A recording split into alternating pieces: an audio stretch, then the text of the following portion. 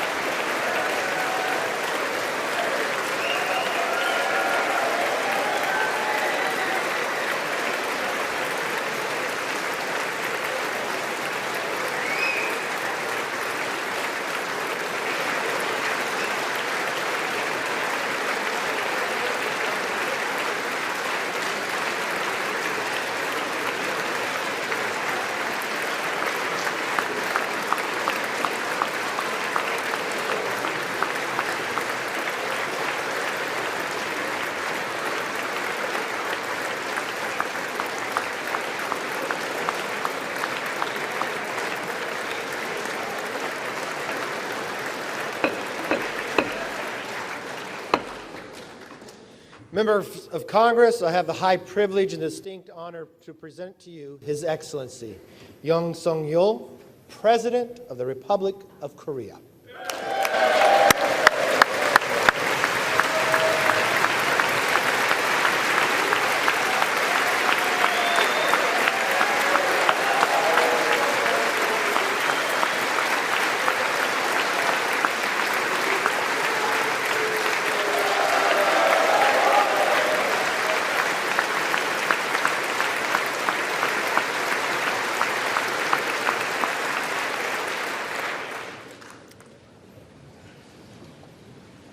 Mr. Speaker, Madam Vice President, honorable members of the United States Congress, distinguished guests, ladies and gentlemen, dear citizens of America, a new nation conceived in liberty and dedicated to the proposition that all men are created equal.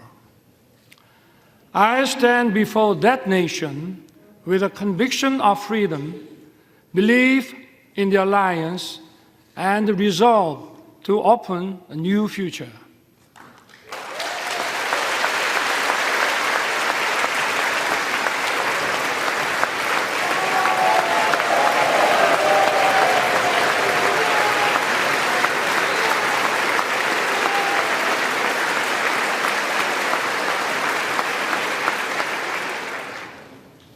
For 234 years, a Congress has been the symbol of freedom and democracy. This chamber embodies the spirit of Constitution. I'm honored to address the members of Congress and the people of the United States. Thank you, both Democrats and Republicans, for passing the resolution marking the 17th anniversary of the alliance. Your support has dignified my visit. I know that no matter where you sit, you stand with Korea.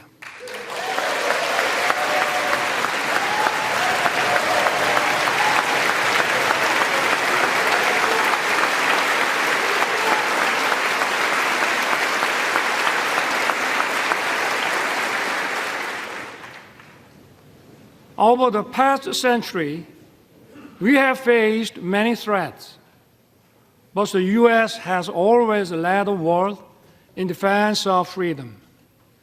Imperial nations fought for colonies, and humanity greatly suffered from the two world wars.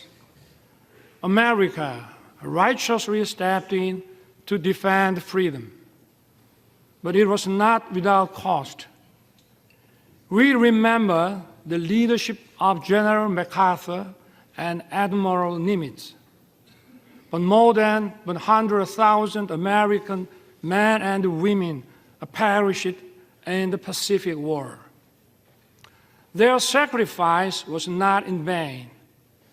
U.S. leadership established the New World Order based on free trade. It brought peace and prosperity throughout the world.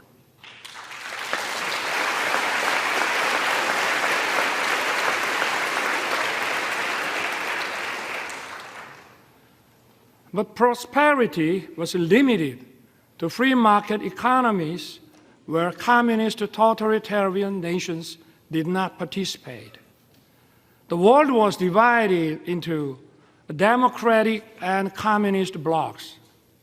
In 1950, the Korean Peninsula was on the front line. The Soviet Union helped to rearm North Korea. North Korea's surprise attack threatened the peace on the Korean Peninsula and Asia. Korea's freedom and democracy were on the brink. At that decisive moment, the U.S. did not look the other way. Korean and American soldiers stood shoulder to shoulder and fought bravely. Tales of our heroes were written. General MacArthur caught the enemy off guard with the landing of Incheon and turned the tides of the war. Operation Chromite was one of the greatest decisions ever made in the history of war. The U.S. 1st Marine Division miraculously broke through a wave of 120,000 Chinese troops at the Battle of Lake Changjin.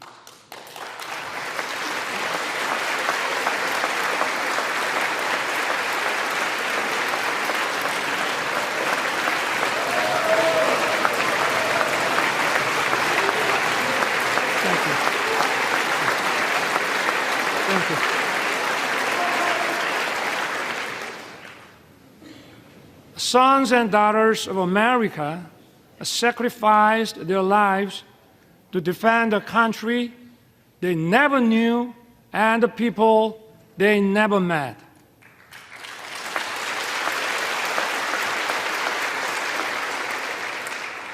In the Battle of Lake Changjin alone, 4,500 American service members lost their lives. Over the course of the war, almost 37,000 U.S. soldiers fell. The late Colonel William Weber fought in the battle for Hill 3 to 4 in Wonju. He lost his right arm and leg. Yet, this American hero dedicated his life to honoring the noble sacrifice made by the Korean War veterans. Today, we are honored to have his granddaughter, Ms. Jane Weber, with us. Ms. Weber, would you stand up, please?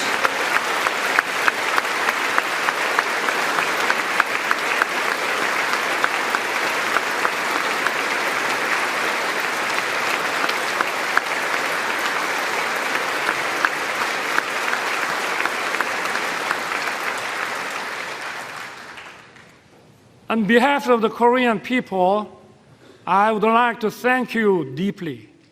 We salute his noble service and sacrifice. Thank you, Dane. Some of Korean war heroes are your family and friends. The late John Conyers Jr., Sam Johnson, and Howard Coble were veteran congressmen who promoted freedom and democracy. The former Representative Charles Rangel has been a strong supporter of the alliance. Korea will never forget the great American heroes who fought with us to defend freedom.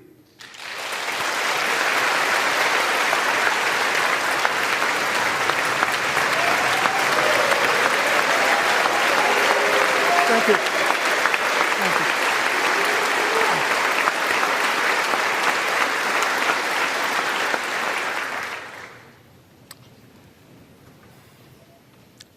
I take this opportunity to pay tribute to all the Korean War veterans and their families.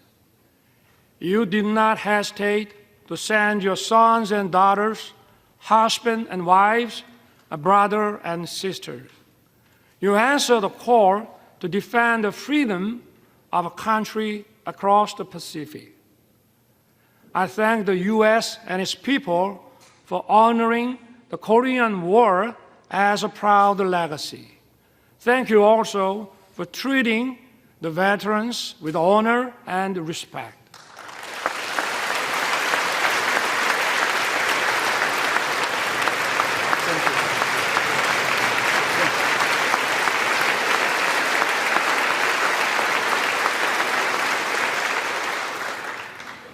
The war ended after 3 years of intense battle. Our two nations signed the Mutual Defense Treaty and opened a new era of the alliance. Ever since, the Korean people rose from the ruins of war to build a thriving nation. And at every step, America has stood together with Korea.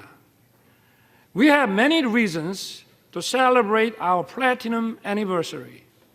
We had no guarantees of success when it started.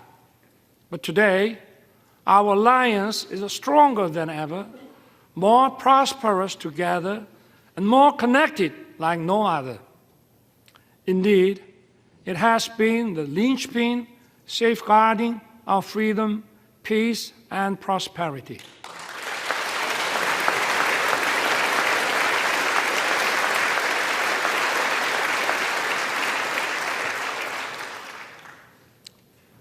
Once a recipient of aid, Korea is the only nation in modern history to become a donor.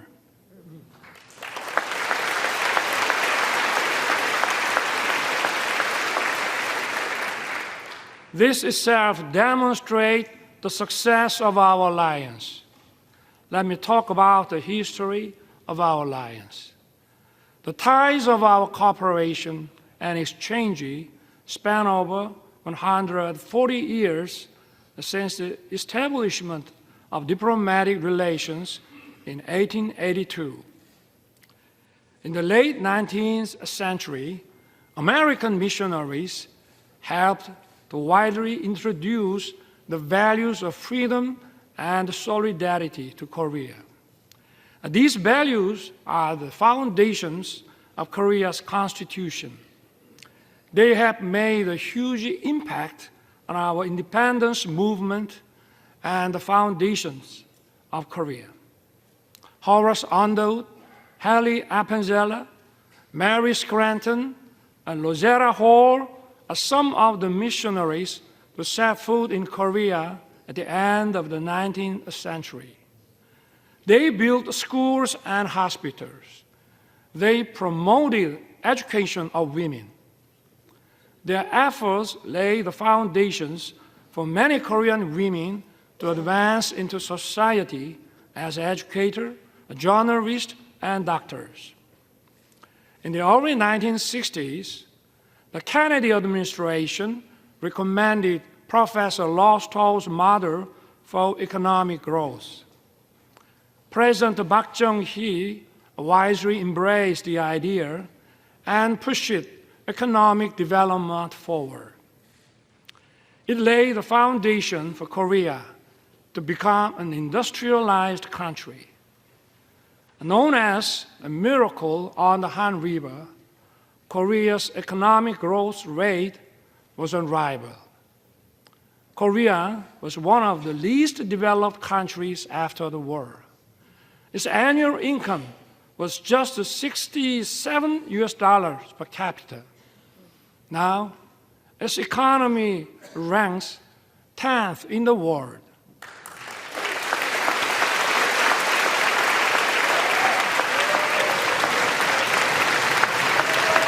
Thank you.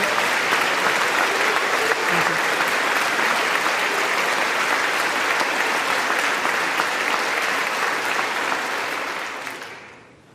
Seoul was once reduced to ashes.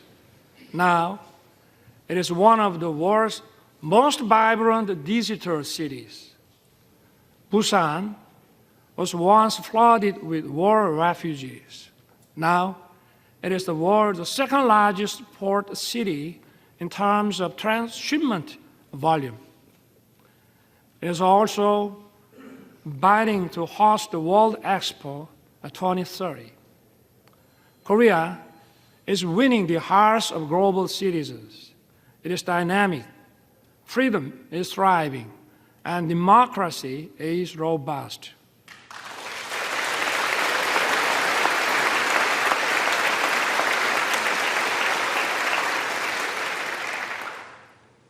Korea and the U.S.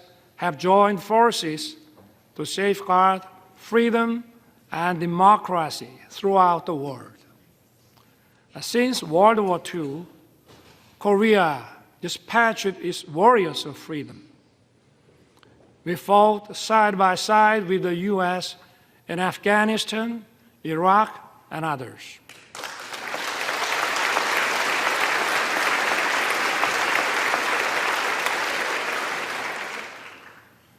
For over 70 years in the history of the alliance, we worked together in military and security sectors. We also expanded our cooperation in the economic field.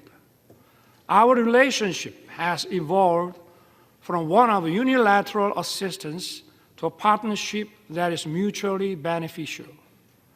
The Chorus FTA was approved with the full support of the U.S. Congress in 2011.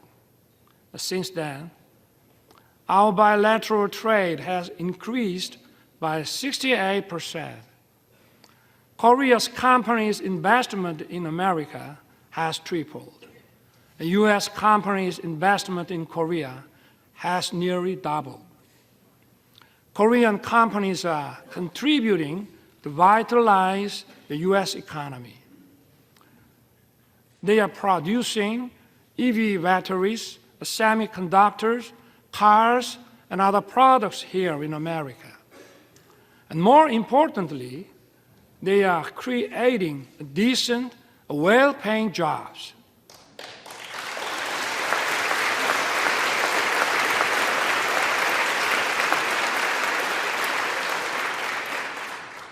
Take Austin, Texas. Samsung's semiconductor plant has created nearly 10,000 jobs as of 2020.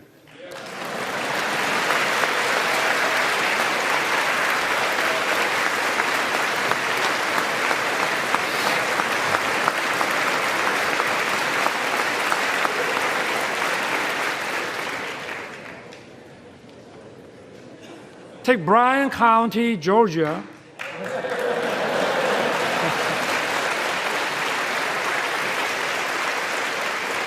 Hyundai's EV and battery plants is expected to be operational by late 2024. It will produce 300,000 electric vehicles every year. It will employ thousands of Americans.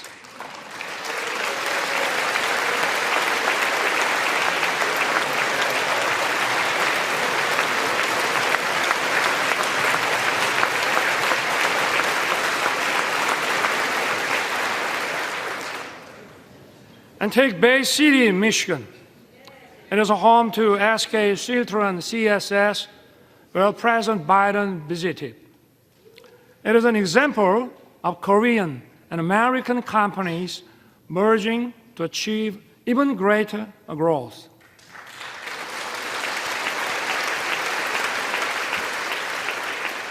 I hope to see more economic cooperation in the other parts of America.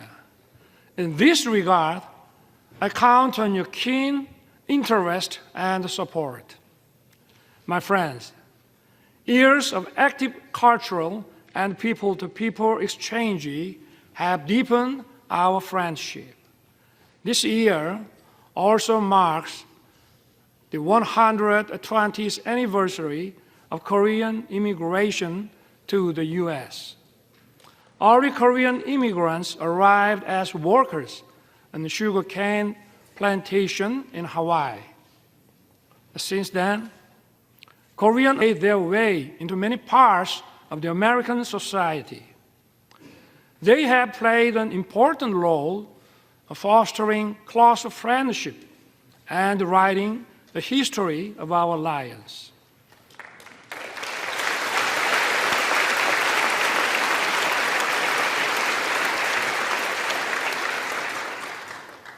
Representatives Young Kim, Andy Kim, Michelle Steele, and Marilyn Strickland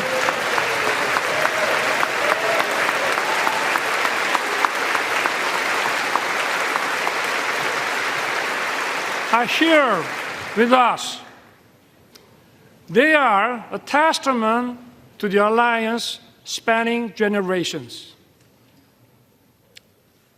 That's true for each party.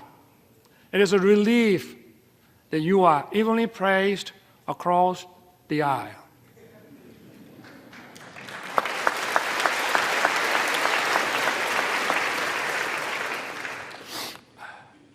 Even more, culture is helping to further deepen our understanding and friendship. Nationality and language differences are no longer barriers. Korean movies, A Parasite and Minari, have won Oscars. Hallyu film, Top Gun, and The Avengers are loved by Koreans.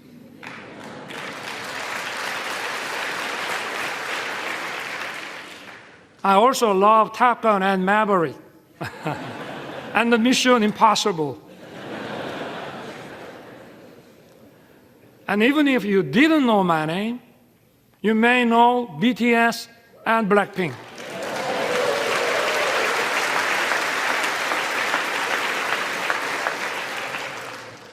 BTS beat me to the White House, but I beat them to Capitol Hill.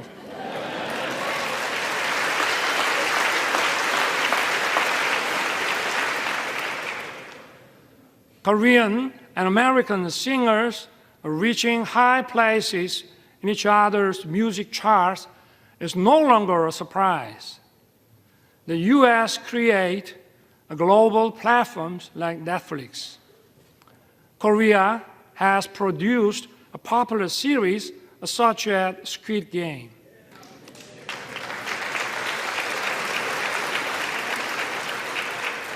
We are creating a new pattern of synergy. These cultural exchanges have brought our people closer. According to Chicago Council on Global Affairs, Americans' positive views of Korea reached the highest level since 1978. And according to a Pew survey last year, Koreans' positive views of the U.S. reached 89%. It marks the largest increase among all the countries surveyed.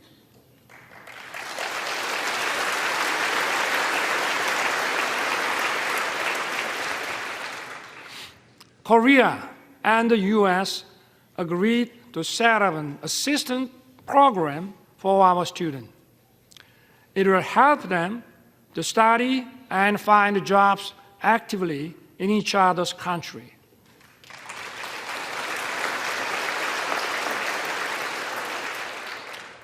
Honorable members of Congress, I have 2 careers in my life. My first job was as a public prosecutor. My second job is serving as the president of my beloved country. As prosecutor, my role model was the late Robert Morgenthau. He was the real-life character of District Attorney Adam Schiff in Law and Order. When I was the Prosecutor General, I printed a book titled Robert Morgenthau, America's Eternal Attorney. I shared it with my junior prosecutors. In the preface, I included the phrase, an attorney who is silent in the face of great evil will not even stop pickpockets in the neighborhood. Today, our democracy is at risk. Democracy is a community's political decision-making system to protect freedom and human rights. Such decision-making must be based on truth and freely formed public opinion.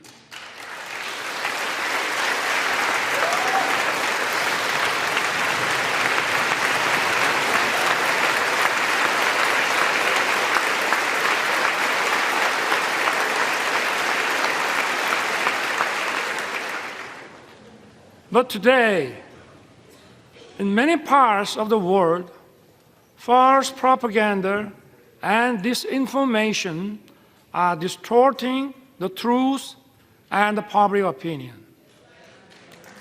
They are threatening democracy.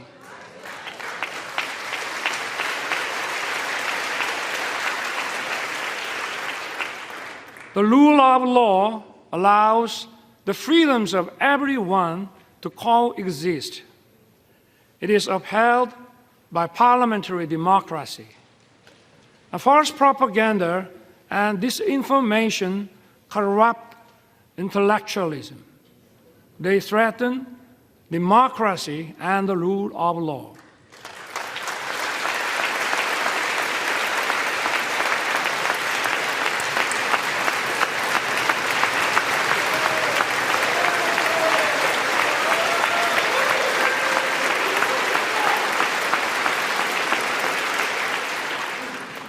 Such totalitarian forces may conceal and disguise themselves as defenders of democracy or human rights.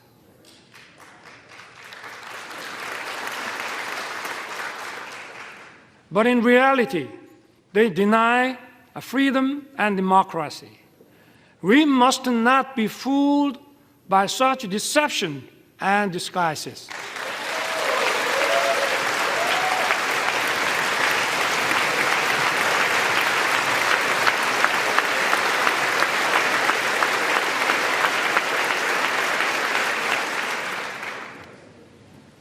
We have for so long protected democracy and the rule of law with our blood and sweat.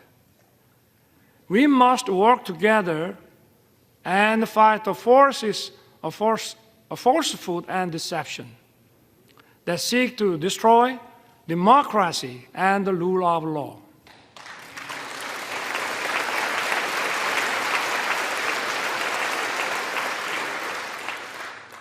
Those who cherish freedom also respect the freedom of others.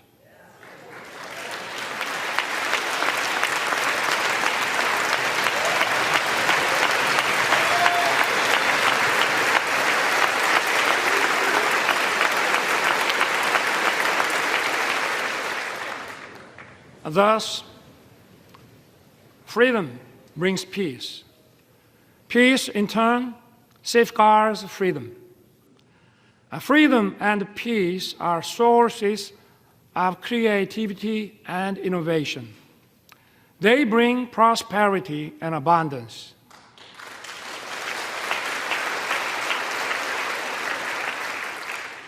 Our alliance was forged 70 years ago to defend Korea's freedom. The alliance has now become a global alliance that safeguards freedom and peace around the world.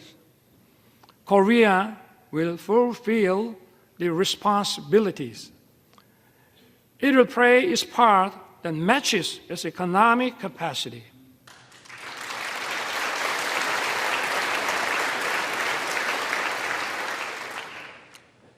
In his 1961 inauguration address, President John F. Kennedy said, "My fellow citizens of the world, ask not what America will do for you, but what together we can do for the freedom of man. Korea will stand in solidarity with the international community. We will do what it can for the freedom of humanity."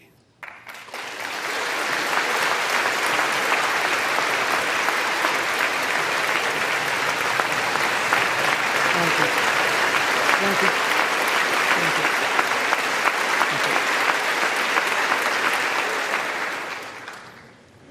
Korea, with the U.S., will march towards the future.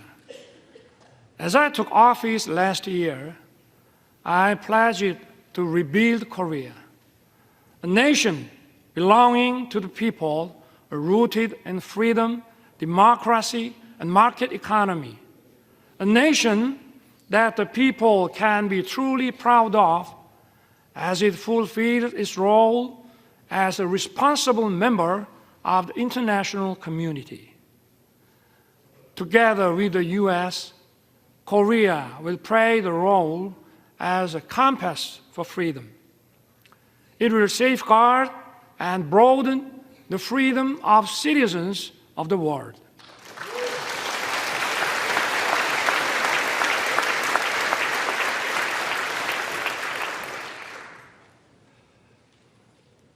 But even as we walked in unison for freedom for 70 years, there is one regime determined to pursue a wrong path.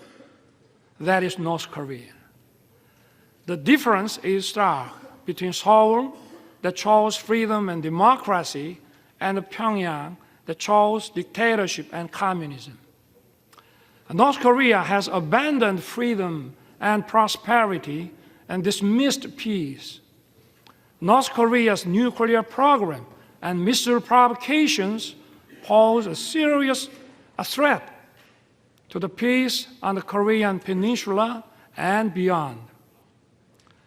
To deter its reckless behavior, the alliance must stand united with determination. As President Reagan once said, "There is a price we will not pay. There is a point beyond which they must not advance." We must make his words clear to North Korea.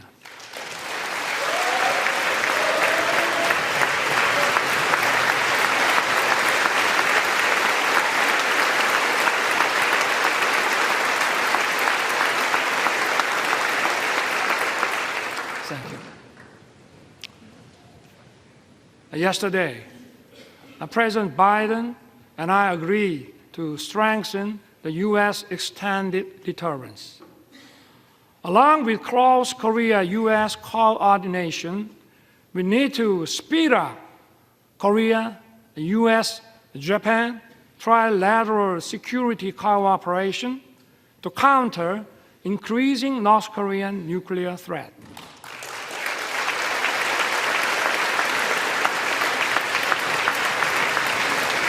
Thank you. Thank you.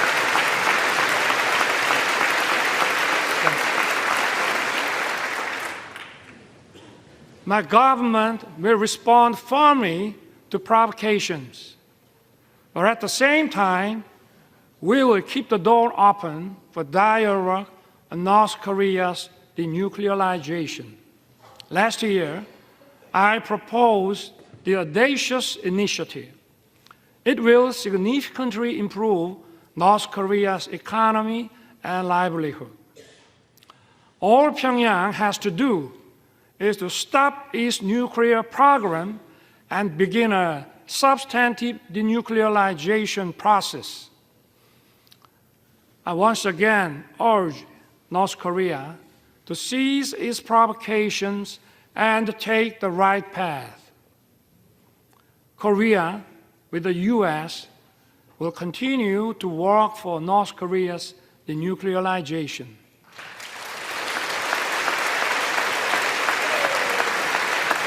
Thank you. Thank you. Thank you.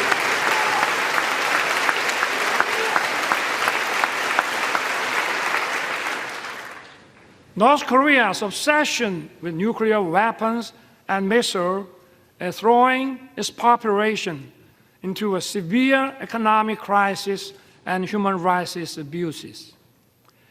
We must raise global awareness of dire human rights situation in North Korea.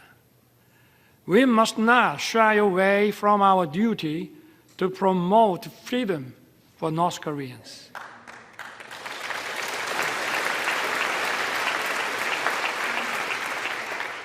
Last month, my government published a report on North Korean human rights. We released it to the public for the first time.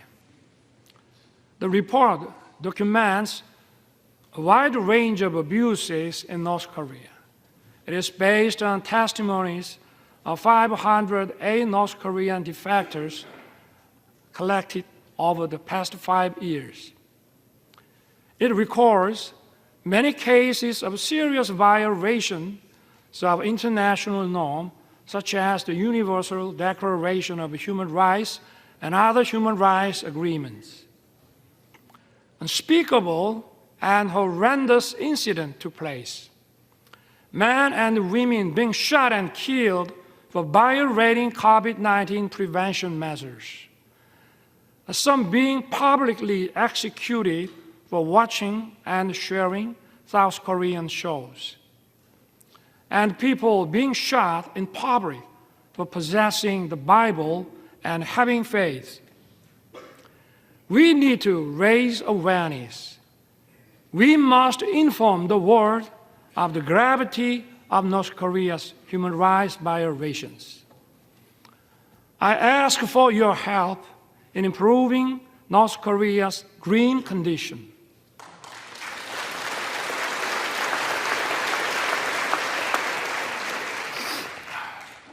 My friend, freedom and democracy are once again under threat.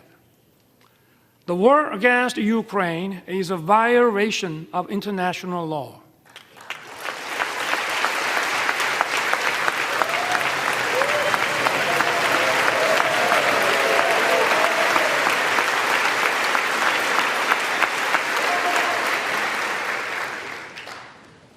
It is an attempt to unilaterally change the status quo with force.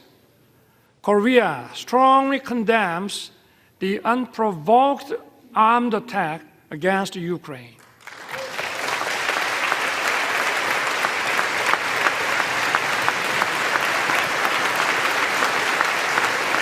Thank you. When North Korea invaded us in 1950, democracies came running to help us. And we fought together and kept our freedom. The rest is history. Korea's experience shows us just how important it is for democracies to uphold solidarity.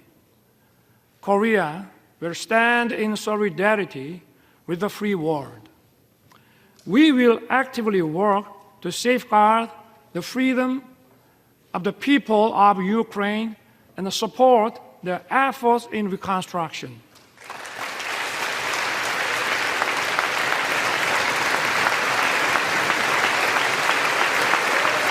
Thank you.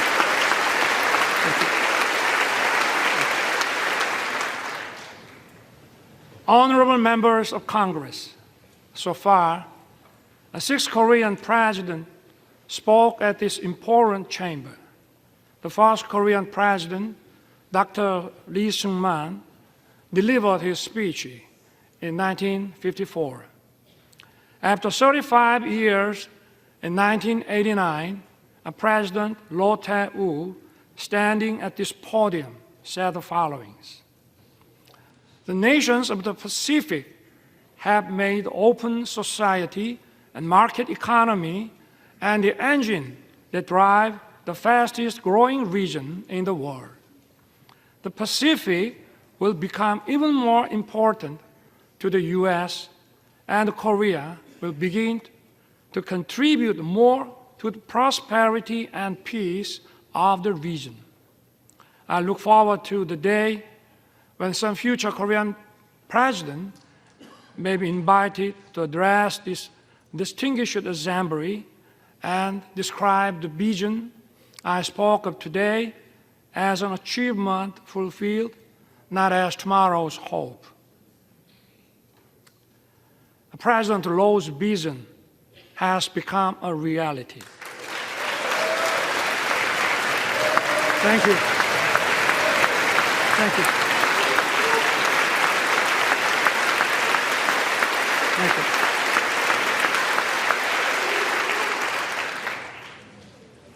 We are currently living in the Indo-Pacific era. This region is home to 65% of the global population and 62% of the world GDP. It accounts for a half of global maritime transportation. Last year, Korea announced its first comprehensive Indo-Pacific strategy. Korea is committed to fostering a free, a peaceful, and prosperous Indo-Pacific based on inclusiveness, trust, and reciprocity. We will strengthen the rule-based order in the Indo-Pacific. We will take a comprehensive and multi-layered approach in expanding cooperation with key partners.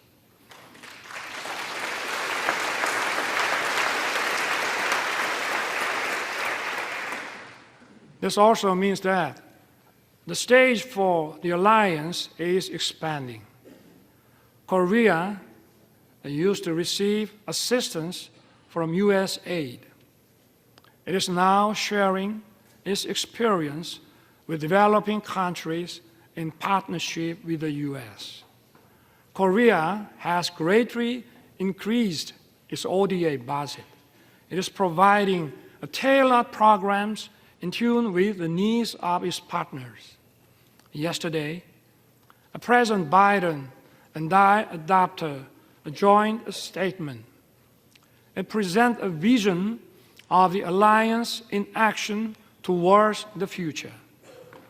Together, our two countries will broaden our alliance.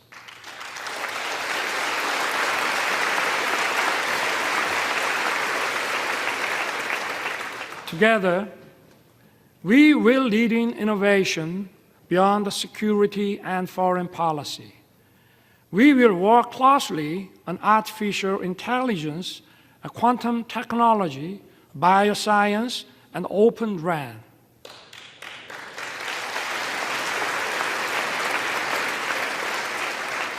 Our partnership in the cutting-edge semiconductor industry will contribute to establishing stable and resilient supply chains. It will also address economic uncertainties. Together, we will open another new successful chapter. We will explore new frontiers in outer space and cyberspace.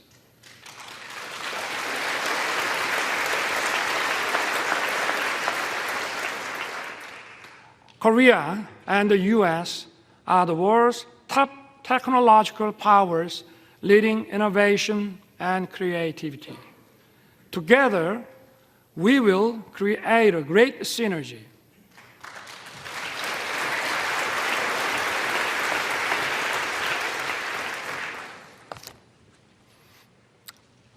Mr. Speaker, Madam Vice President, and honorable members of Congress, our alliance is an alliance of universal values.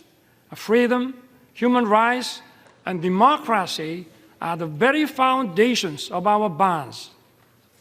Our alliance is for justice.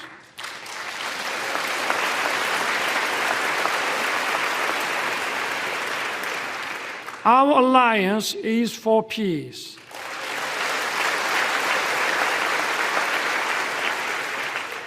Our alliance is for prosperity.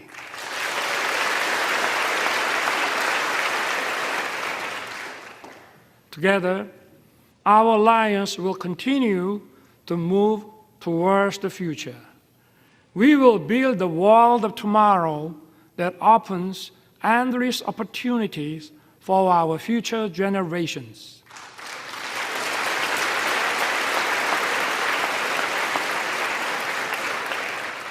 I look forward to everyone being on board for our new journey together. God bless you. God bless the United States of America. And may God bless our great alliance. Thank you.